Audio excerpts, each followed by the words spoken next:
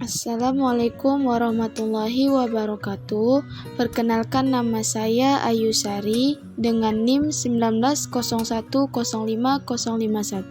salah satu mahasiswi Prodi Hukum Tata Negara Fakultas Syariah dan Hukum Universitas UIN Araniri Banda Aceh. Video saya kali ini adalah tugas saya dari mata kuliah Lembaga Negara, di mana mata kuliah ini diampu oleh Bapak Tengku Surya Reja, SHMH.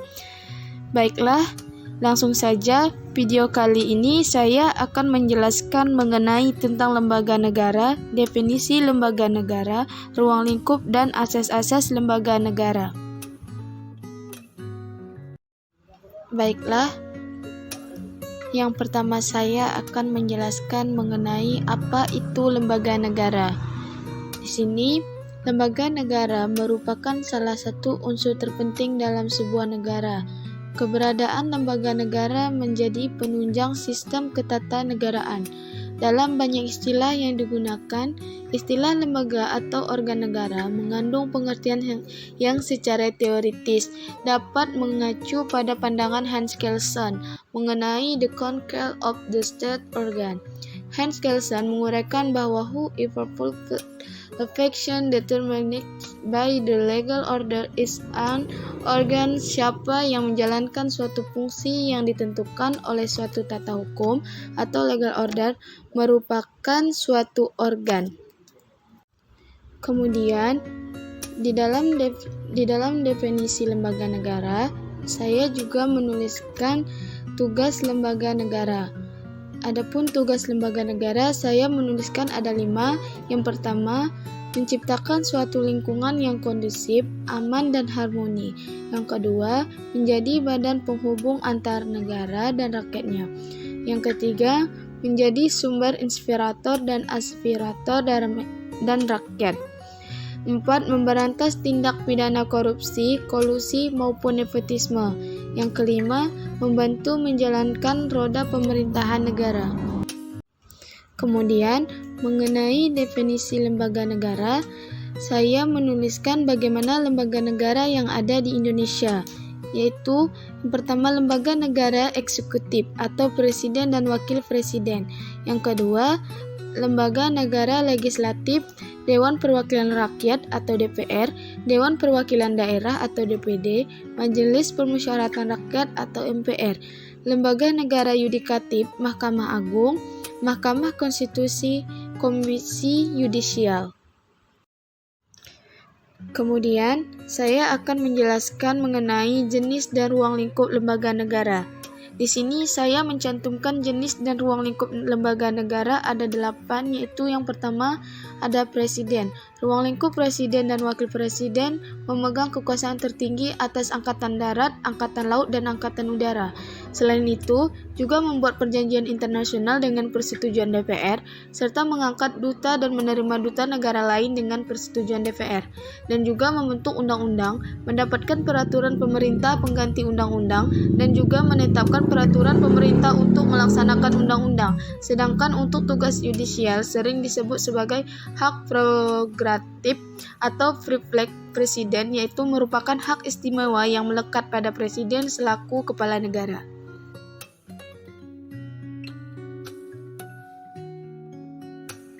Yang kedua ada Majelis Permusyawaratan Rakyat atau MPR.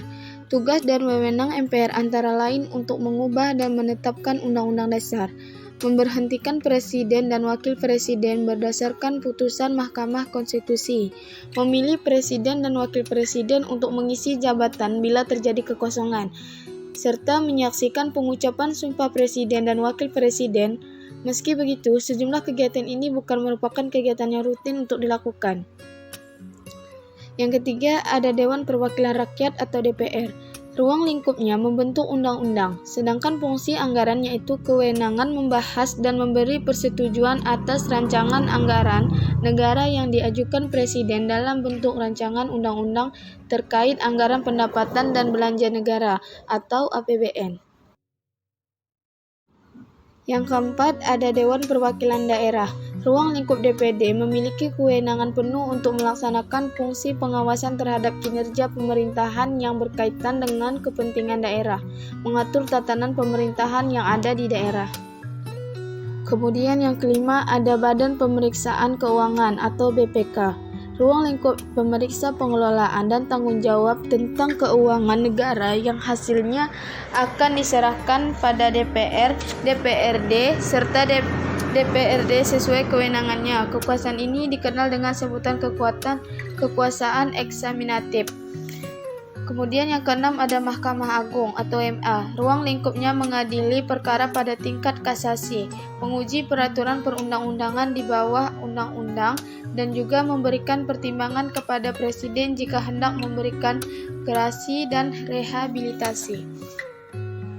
Kemudian yang ketujuh ada Mahkamah Konstitusi atau MK. Ruang lingkup menguji dan meluruskan setiap tindakan lembaga-lembaga negara yang bertentangan dengan konstitusi melalui proses peradilan.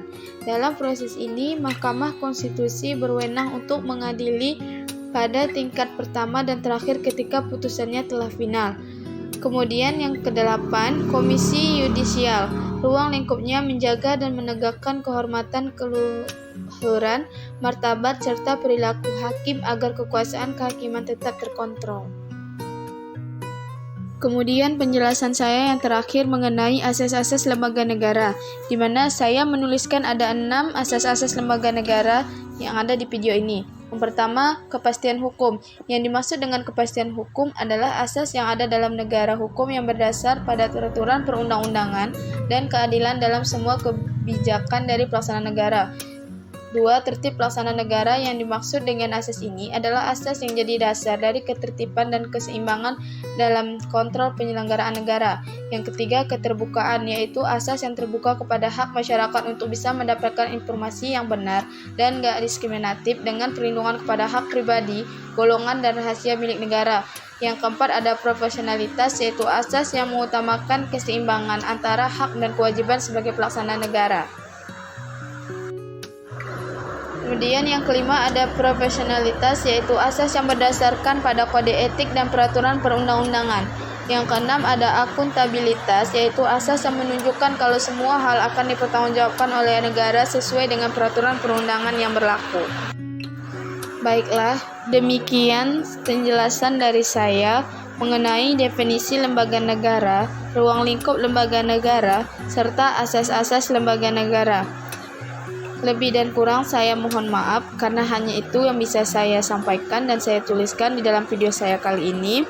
Semoga penjelasan saya dapat dimengerti oleh teman-teman sekalian.